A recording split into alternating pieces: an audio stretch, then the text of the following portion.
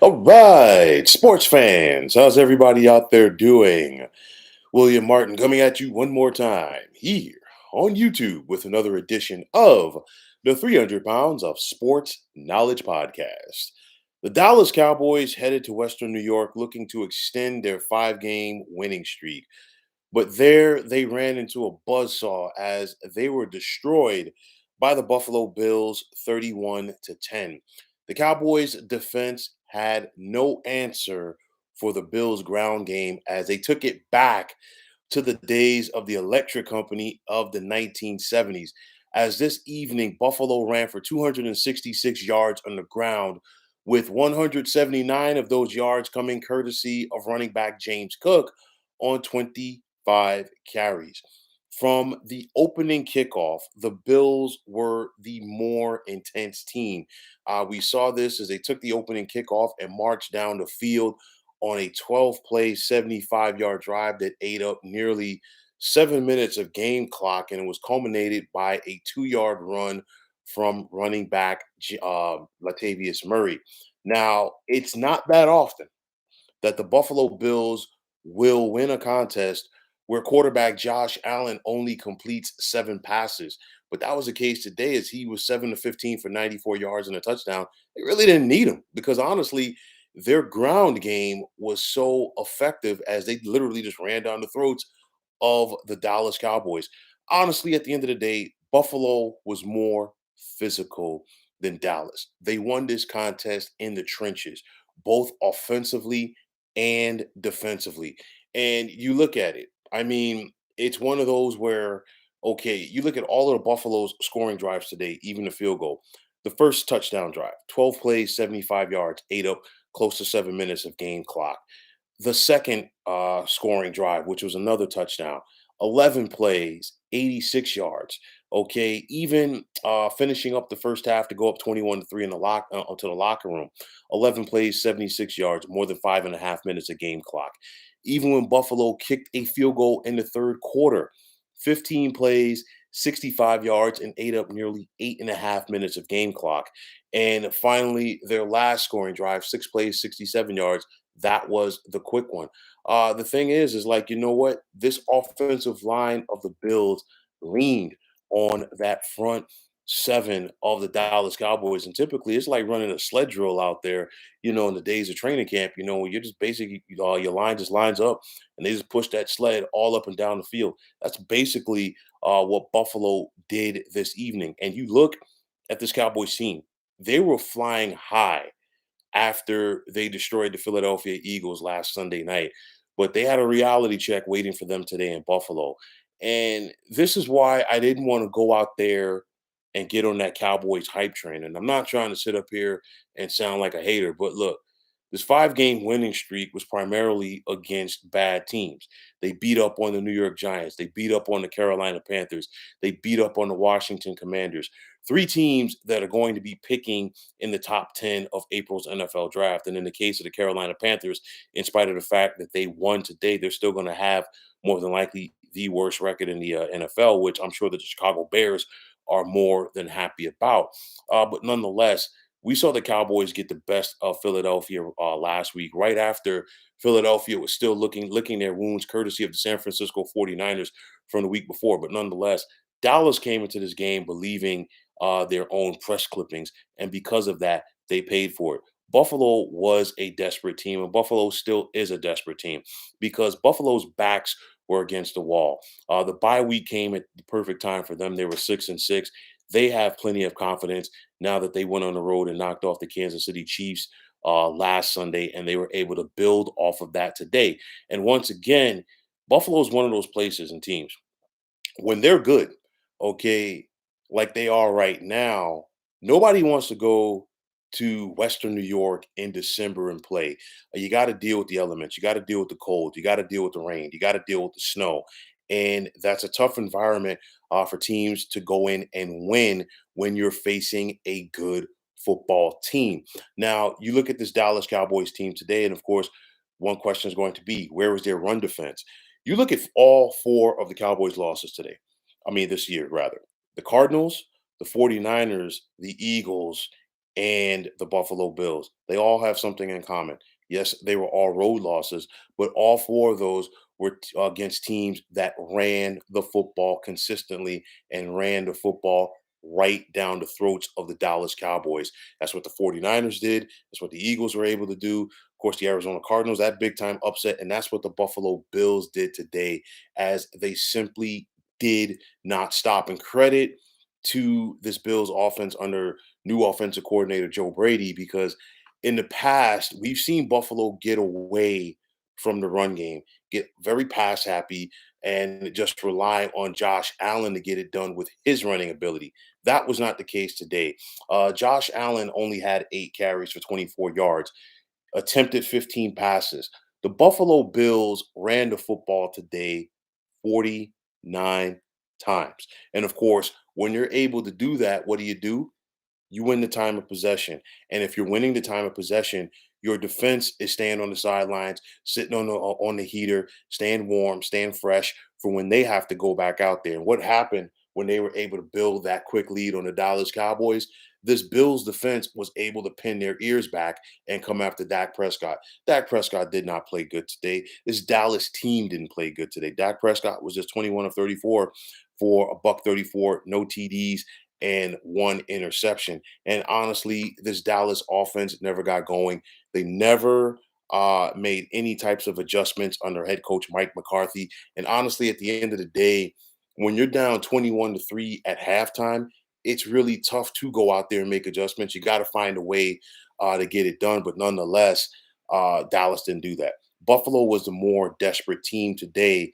And for me, I think this is a huge wake up call for the Dallas Cowboys going forward, because they got punched in the mouth today and there was no anger from this team. And you think back to the Dallas Cowboys of the 1990s, those Cowboys that won 3 Super Bowl championships within a 4-year span. I guarantee you, if that team was down 21-3 at halftime, the Michael Irvins, the Charles Haleys, the Troy Aikmans of the world would have gotten up and said, you know what, over our dead body, are we going to go out there and continue to put up an effort like this? No, this Cowboys team came out there, and the same unspirited effort that we saw from them in the first half continued to the second half. And that's why they left Western New York this evening on the wrong side of a 31-10 score. So for Dallas right now, they're going to need some help. And the reason why I say this, because clearly they're hoping that the Philadelphia Eagles lose tomorrow night in Seattle against the Seahawks. Looks like Jalen Hurts is not going to play in that contest. The Philly's going to have to roll with Marcus Mariota. But nonetheless, let's just say, for the sake of arguments, that Philly goes on to win this game. Now you're back a game behind against Philadelphia once again for that division.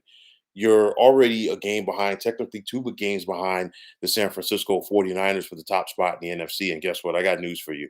Barring injuries, you're not catching them. All right. So you look at Dallas's remaining schedule right now. If you think this was tough, they got to go to Miami next Sunday afternoon. And hopefully, for Dallas's sake, Tyreek Hill isn't out there. He missed today's game against the New York Jets, but even without him, Miami just destroyed the Jets 30-0. So Buffalo, Dallas has had to deal with a tough team today in Buffalo. They're going to have to deal with another tough team next Sunday against the Miami Dolphins. They then host the Detroit Lions on Saturday night in week number 17. The Lions, of course, are currently leading the NFC North, and there's a possibility that these two teams could meet up next month in the postseason. That's not going to be an easy game. And then Dallas finishes up at Washington against the Commanders. And I know the Commanders are 4-10, but you look at the Commanders, typically under Ron Rivera at home, that Commanders team has given Dallas problems. On top of that, that's more than likely going to be Ron Rivera's last game as a head coach of the Commanders. I don't see a scenario where he's allowed to keep his job for 2024, which means he's going to let it all hang out. That team is going to go out there and let it all hang out. So just like that, in the blink of an eye, a Dallas team that a lot of people were hyping up after last Sunday. Oh, this team's going to win the NFC East. Oh, this team is going to be the top team in the NFC. Now, you know what? They're back to possibly being a wild card team in the NFC and having to do it on the road. And I know they would be the top wild card. They would have to face the NFC South winner, whether that's New Orleans or Tampa Bay at this point, or even Atlanta.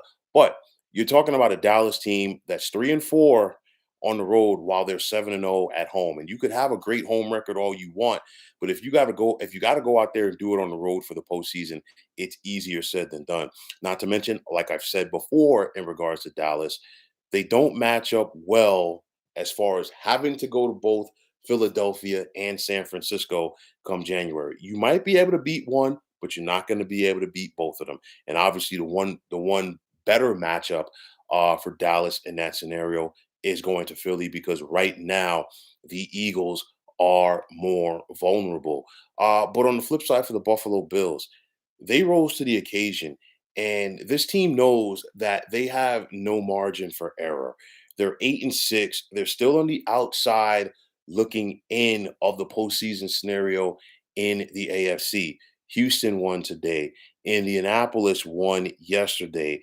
Cleveland won today. Cincinnati won yesterday. We're all talking about teams that are 8-6, like the Buffalo Bills. And of course, in the case of Cincinnati, Buffalo loses the tiebreaker to them. But you look at this Bills team now, they've got the Chargers this Saturday night on the road in Inglewood. Very winnable game, even though I want to see how the Chargers look for that game. They just fired Brandon Staley. They just gave up 63 points to the Raiders as they were embarrassed. So I want to see what type of effort that the Chargers are going to get in that game. However, I do expect Buffalo to be favored in that contest. So they got to go out there and take care of their business. Their final home game of the season is going to be against New England on New Year's Eve, a very winnable game, and then they're at Miami. So I'm looking at it. Buffalo is probably going to finish 10-7. Will 10-7 be enough for them to get into the postseason?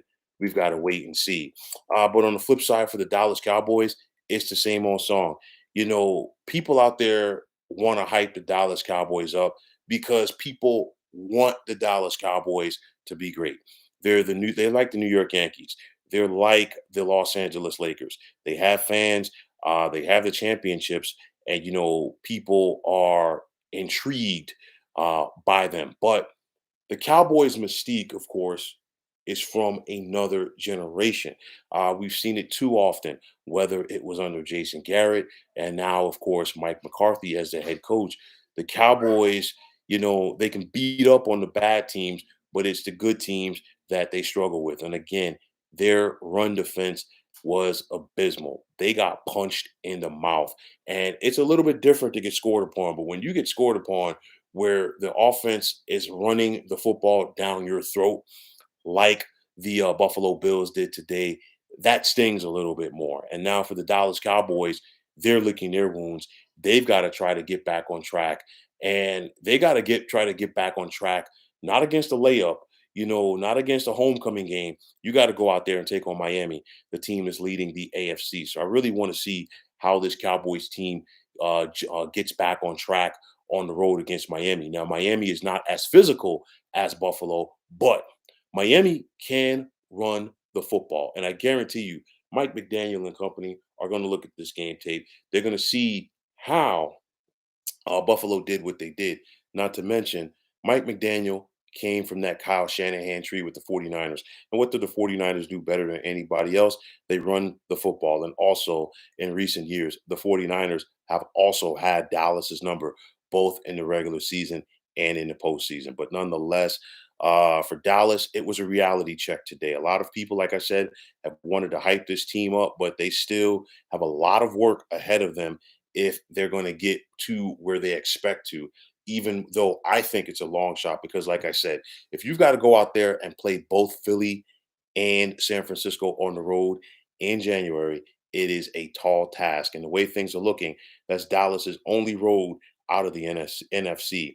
And I'm not that optimistic that they can go out there and make it happen. So, folks, that is going to wrap it up. And as always, I want to take this time out to thank you for tuning into the 300 Pounds of Sports Knowledge podcast here on YouTube. I want to take this time out to thank all of you fine folks out there for tuning in. And if you haven't already, please feel free to subscribe to this channel. Now, if you're on the X, formerly known as Twitter, please feel free to follow me at 300 Pounds of Sports. And like I always say, if you follow me, it will be my pleasure to follow you right back. There's also the sports discussion group on Facebook at the Sports Depot 365.